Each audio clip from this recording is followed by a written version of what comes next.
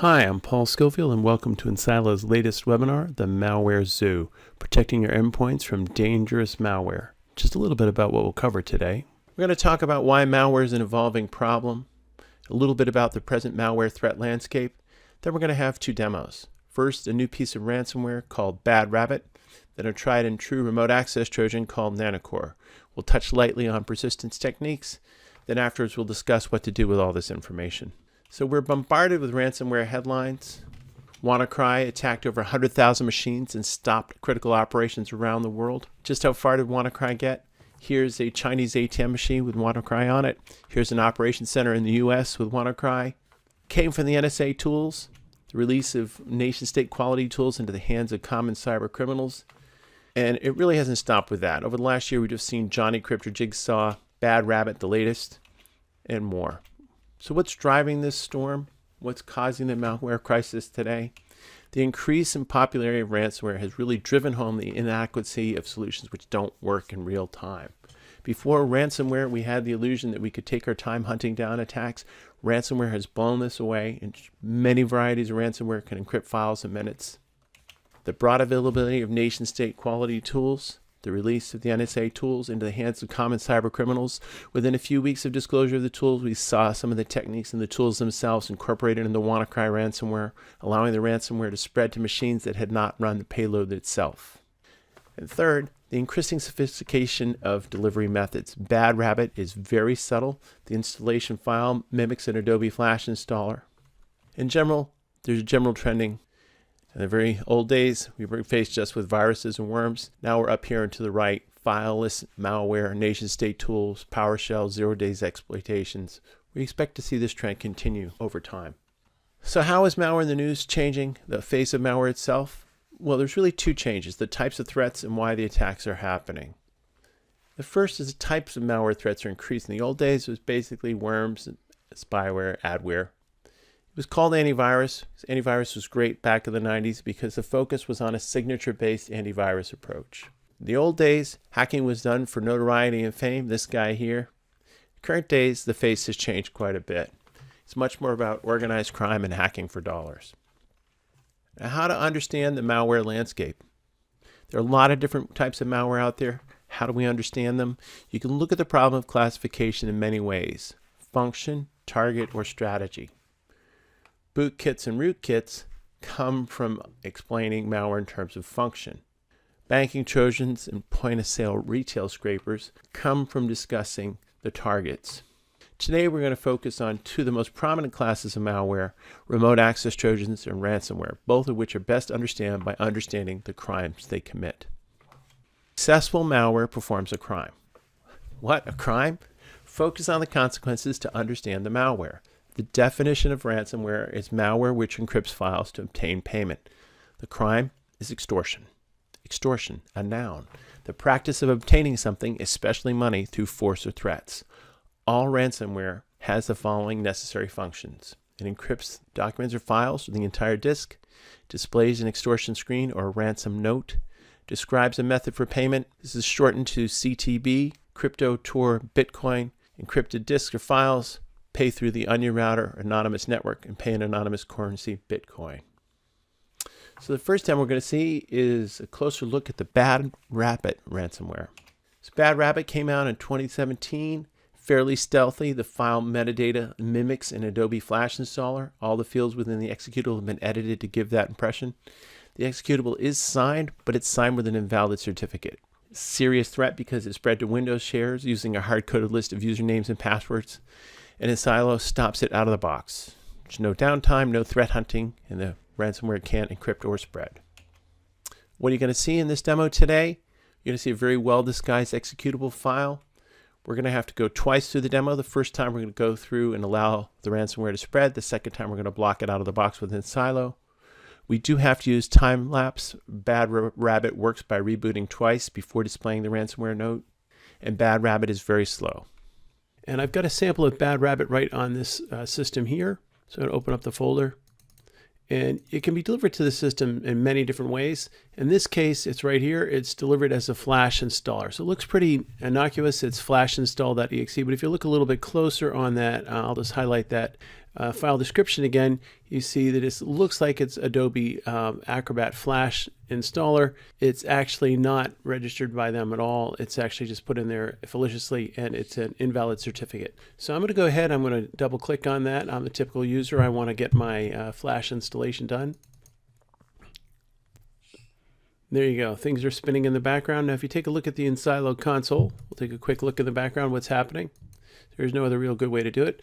We've got our remote victim right here, ransom victim, and you can immediately see that a couple things happen. Number one, this infopub file started to get written, and you can see a whole lot of things happen. Flash install starts off run 32. Each one of these little red squares is a rule that's been violated, and the unmapped code begins to write to the first file on the disk. Now I know quite a bit about how the Bad Rabbit ransomware works. This system is going to reboot twice and then flash a ransomware extortion screen. We have had to use time-lapse in this video as their first reboot comes only after about 15 minutes and 45 seconds. Now let's go back to the ransomware victim itself, and here it comes. In about a few seconds will come the first reboot. And there it is, there's the system rebooting the first time from the Bad Rabbit ransomware. Now the system will come up normally, and in a couple minutes here we're going to have to use another time-lapse. The second reboot comes only after about 21 minutes. So there's about 6 minutes between the first and the second reboot that we saw here. And here's the system coming up normally, getting the system screen on, a typical startup for a server. And when the system does come back for the second reboot, right here, you'll see a classic ransomware extortion screen. Your files are encrypted, pay through the anonymous onion network in Bitcoin. And there it is. Your files are encrypted, pay through the anonymous onion network in Bitcoin. So now I'm going to go ahead and do the same demonstration using the same target VM, only this time I've made a few changes into the InSilo backend. I've switched the InSilo collector from simulation mode, allowing the ransomware to run, to prevention mode, which is going to stop the Bad Rabbit ransomware right out of the box. So let's open up the same file. Here we are. It's the same flash installer.exe. We're going to go ahead and run it again. But on the back end, you can see in the InSilo event viewer exactly what we've got. There's two separate events actions here by the malware, so we have two separate alerts. Let's take a look at the second alert first. The second alert is the file write to disk. Now you can go through the process flow and you can see exactly the chain of events that led to this write to disk. The first thing is servicehost.exe, launched flash install.exe, which then caused run 32 to pass through command and through unmapped code into an attempt to write to disk and to erase the first file that it encountered, the businessplan.rtf. But we can see by the red oval that this first attempt to write was actually blocked and stopped for any further actions or consequences by InSilo. In the second event, we can see that the malware also tried to go to a number of different memory destinations. At this point, it's 8. I'm going to refresh it and see if we picked up more than 8. So we've got 11. We've got 11 different destinations. Now, if we zoom in a little bit here, we can just take you through. And it's the same thing, run 32, malicious file detected, unmapped code, and the oval in this case is writing out to a network destination. See, in this example is 192.168.88.66, and again that red oval shows that it was unable to write and spread. Now if you want to take a closer look, you can dive into our forensic screen, take a detailed view in stacks view, and you would be able to go retrieve the code itself, kill off the file, or take samples as you need to. Well, we hope you enjoyed our ransomware demo, and for our next demo we're going to take a closer look at a RAT, a remote access Trojan, the Nanocore RAT. First of all, what is a RAT, a remote access Trojan? Again, you're going to focus on the crime to understand the malware. Remote access Trojans give an attacker remote access to a victim's computer. The crime is theft by stealth. Stealth, a noun. Cautious and surreptitious action or movement. The typical RAT functions include remote viewing or remote control of the system, keyboard logging, and launching of remote commands. In our demo, we're going to show you Nanocore. This is a RAT that came out in 2013, was offered for sale at $25 a seat, and continued to be active until the author was arrested in March of 2017. It's very easy to use and stable. It had a very large online community. You can see it in action in this screenshot, monitoring remote keystrokes and monitoring a webcam. In this demo, you will see a full-featured reliable RAT. We'll show you remote viewing of a victim's desktop, remote keyboard logging, and remote webcam logging. After we've seen those techniques, we're going to turn on Ensilo's blocking capability. We're going to stop this rat right out of the box. I've got a copy of Nanocore on this remote virtual machine under the exit plan folder, and I have placed the Ensilo collector into simulation mode, so it will not stop this attack, but we'll be able to monitor everything that happens behind the scenes. So here we have an Intel TrueColor video driver update. It's actually a combination of Windows scripting and JavaScripts that will load the client down on the target machine. So let's run that off right now. There we go, not a lot to see. Looks just like the video driver was installed. If we take a closer look on the remote host, we'll see that we actually do have a victim responding to the Nanocore backend. Let's take a look at that victim. We've got a couple of options here. Let's do the first thing, let's monitor the video feed. So here's the video monitor, and that is a live connection. So you can see the exit folder. Moving back onto the actual remote machine, we're going to change a few things. Show you that it does update on the back end. We're going to go into our work folder, and we're going to launch sales data. And everything that happens here we'll be able to take a look at through our remote feed. This is actually live. You can go control and manipulate as you see fit. So back on the remote victim machine, I'm going to do a few more things. Let's switch over. I'm going to close that up, and I'm going to go and just launch a quick notepad here. And it's very simple to monitor it. I'm going to go back on my back end here, and instead of looking at that, I'm going to go close this up. And I'm just going to do some keyboard logging.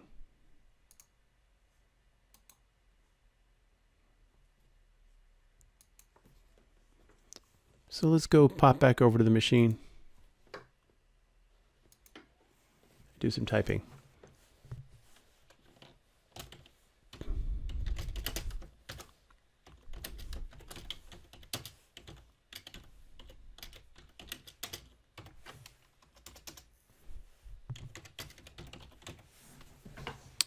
So let's take a look. Here's the report. It's actually one of the more profitable pieces of information. Patient Tom Brady received concussion. Let's take a look at this on the back end. And you can see in the window, patient Tom Brady, and you even see my typing mistake. So it's very easy to monitor and observe remotely. So we're going to try one more thing here. We're going to go and try to see if we can capture the webcam off of the remote virtual machine. So up here on the victim again, I'm going to turn on the surveillance. We're going to take a look at the video feed. And there's the webcam. And there we get a marvelous snapshot of me broadcasting you from this webcast. So back over on the Ensilo console, let's take a little closer look at what we saw. If you look down the advanced data section, you'll see that we saw both the Chrome and the temporary Chrome, both the JavaScript launching. Command launches Windows script, which is a suspicious application, heads out to our remote command and control. We can even tell you where that is located. That's the Google Data Center where I'm hosting my Nanocore backend. So what I'm going to do now is I'm going to put this system into prevention mode, and we'll take a look at it again once we've got it in prevention mode. So now we're back at our remote Windows victim, and we're going to try running this Nanocore attack one more time. We'll see if things work a little differently now that we put it in prevention mode. Same attack, same bash file disguised as a video driver update. First thing you notice is we never get the script okay. Let's take a look at what happened on the back end here.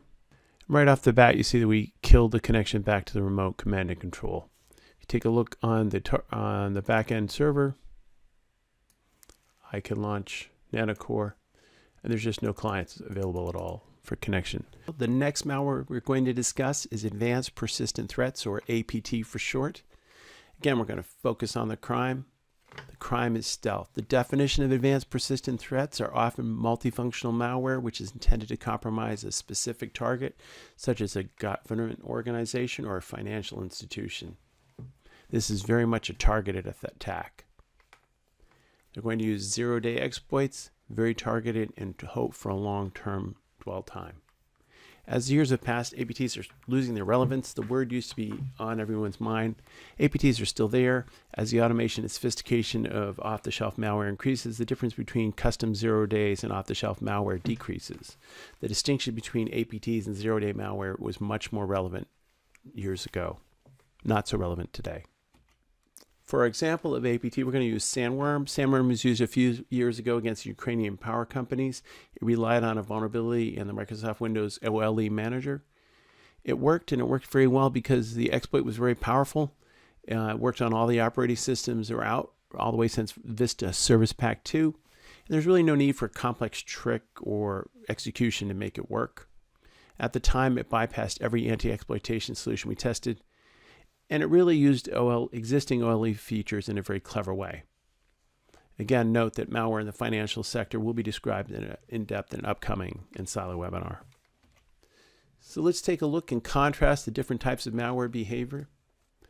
Malware has very different characteristics depending on the type of malware. The noise level and desired dwell time will differ very greatly. Ransomware is designed to be noisy. The victim has to see the note, has to want to pay, has to notice it. There's no stealth involved. Rats, on the other hand, are designed to be silent, and APTs are intended to be very silent. Targeted. Ransomware tends to be a target of opportunity. Rats can be semi-targeted, and APTs are definitely very directly targeted. Understand the malware, understand the crime. Ransomware, extortion. Rat, data theft. And APT is usually data theft, but it can vary and be a combination of crimes. Now, the dwell time is also very different. For ransomware, the attacker wants the dwell time to be as short as possible on the device. For remote access Trojan, it could be up to several months. And for an advanced persistent threat, as long as possible. Let's talk a little bit about malware delivery vectors. We're seeing a constantly increasing level of effectiveness and inventiveness in delivery vectors. Again, advanced delivery vectors will be discussed in an upcoming Ensilo webinar. But Office macros are back, but much more targeted, exploiting trust in documents that look very valid. It's the right supplier, from the right sender, the right invoice. We're also seeing exploiting trust in scripts, Windows scripting hosts, PowerShell, Java, and we're even seeing some exploitation of the trust in help files and security tools with CHM Stealth Download and CC Cleaner, the recent case of a security tool being exploited at the source. This increased sophistication makes it very likely that compromise will occur. Compromise is inevitable, and we advise to protect against the consequences.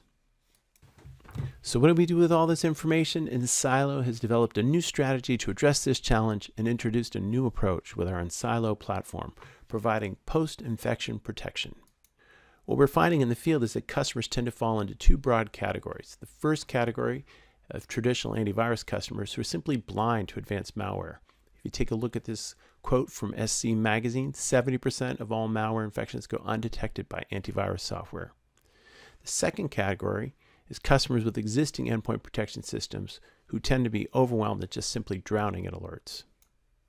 Ensilo takes a new approach, assuming that attacks will bypass traditional protection schemes.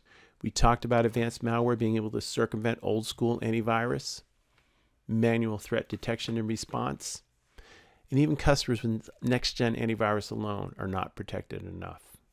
Ensilo takes it to the next level by introducing post-infection protection and automated EDR. Well, what about current EDR solutions? Well, current EDR solutions introduce a response gap. A response gap is the amount of time between detecting the breach and the appropriate response. In a manual system like this one, it involves finding the incident, verifying that it's correct, verifying the people and devices involved, and then escalating through a series of processes, processes, introducing delays until we finally get to a manual response by the appropriate response team. It is costly and introduces an extra layer of processes and complexity. Once you find and verify an incident and launch a manual response, EDRs just prove far too cumbersome. Ensilo uses automated protection to automatically block in real time. We eliminate the time between breach detection and response via automation. We stop malware real time, post-infection, and prevent it from causing further damage. We allow for real-time response, followed by forensics and threat hunting as needed on your own time. How does Ensilo do this? Ensilo continues to focus on what matters the most, activities that may pose a threat to data, data extraction or data modification. All other activities are just noise. The Ensilo collector resides on every point and is a very thin kernel-level service which simply takes snapshots of operating system activity throughout the day. On network connection establishment or file modification, the brain of the organization analyzes the requests and the snapshots and evaluates to decide whether that activity should be denied or allowed. The end result is that only legitimate connections or file modifications are allowed. The Ensilo Endpoint Security Platform provides comprehensive protection, and automated response. We offer a comprehensive platform with a single lightweight agent that performs both next-generation antivirus and automated EDR for out-of-the-box protection. We provide automated security via the real-time blocking of both pre- and post-execution of malware with no dwell time whatsoever. And then automated event management with automated and customized course of action with no additional staff. Thank you for your time today watching this webinar. We hope that you'll request a demo or contact us with any questions at the addresses above. Thanks again, and hope you enjoyed the webinar.